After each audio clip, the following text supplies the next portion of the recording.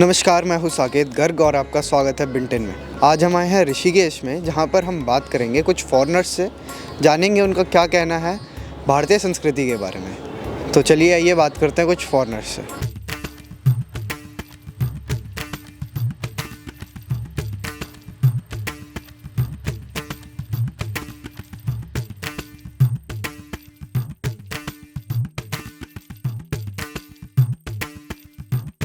Shriman Narayan Narayan Hari Hari.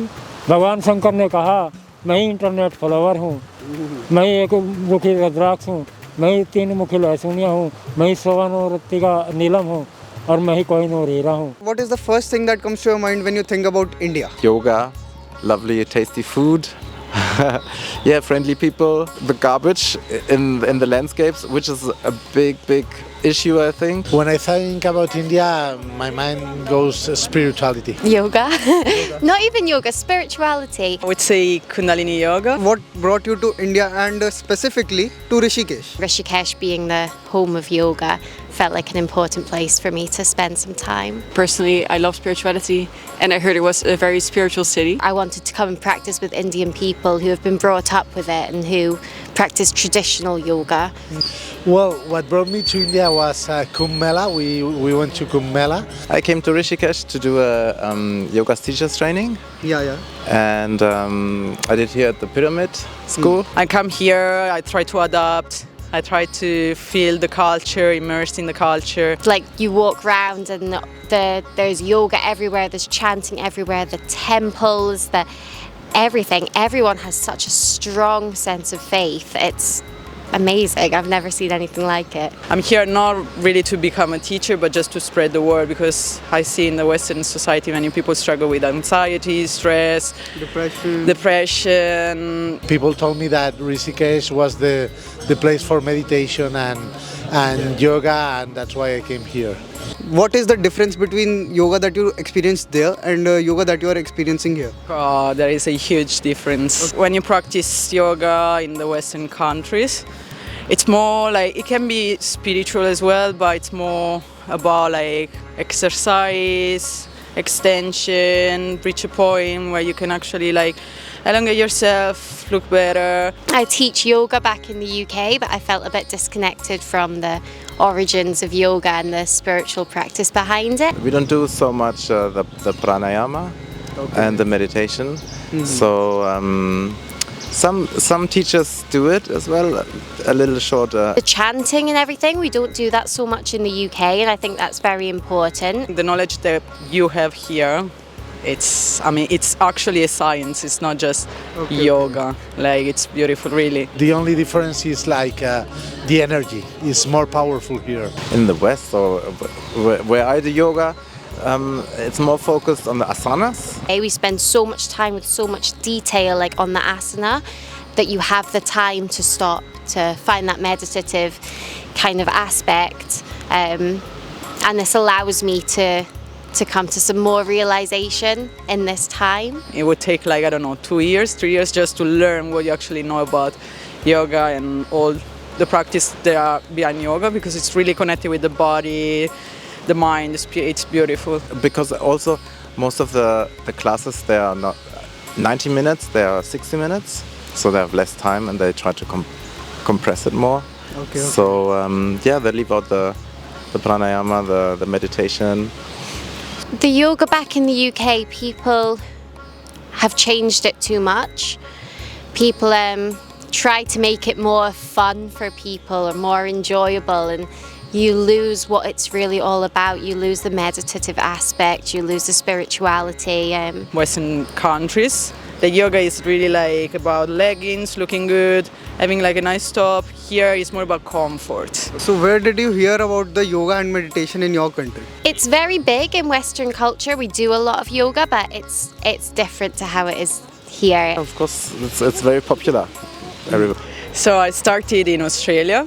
So that was kind of random. I was going to this yoga center, and then one day I went for a Kundalini class, and they put a mantra, and I just tried.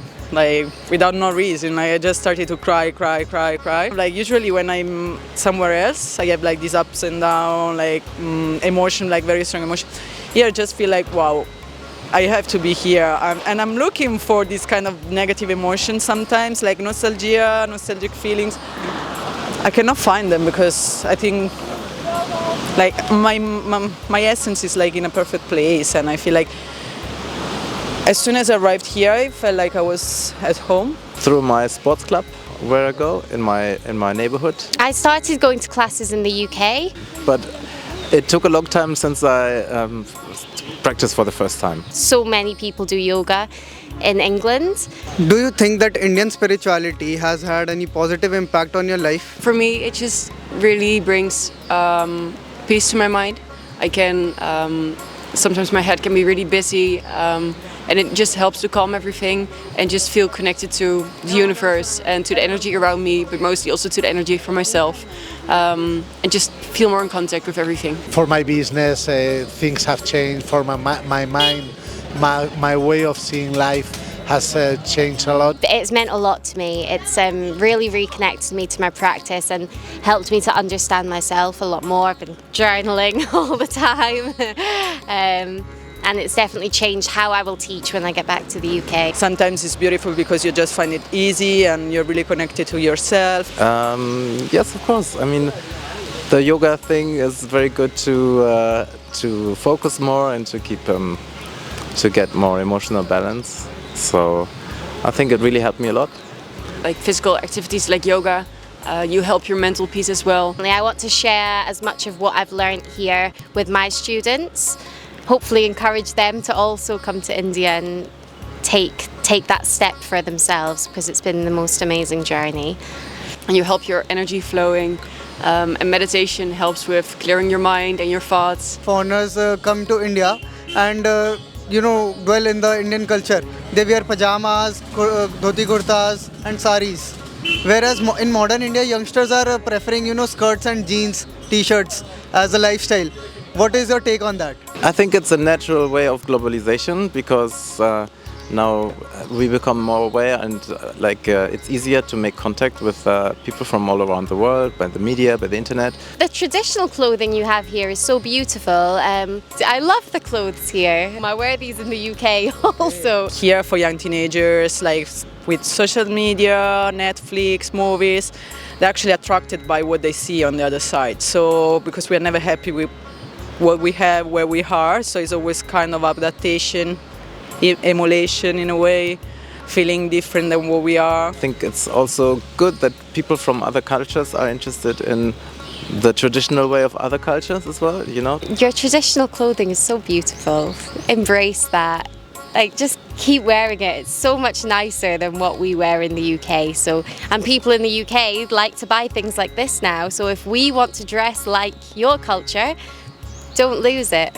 Keep it. And I love your clothing. Like, I love it. Like, we have a teacher and I love her dresses. I love like the clothing and colors and everything from India. It's like colors, it's like love. We have shops in England where I bought these, where we wear clothes like this. We love it. When you come to India, do you think that your emotional state, mental state and your physical state has had any changes when you are here practicing meditation, yoga and all? Like being more happy with what I got, be more humble as well. Have you attended any Indian festival or traditional event here? I went to the Ganga Aarti for the first time yesterday. It was so beautiful. 12 years ago I went to the Kumbh Mela.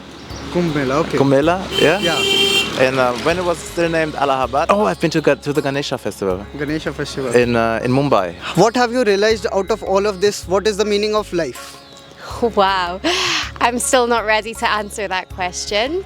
But I think this has given me a new outlook on my life.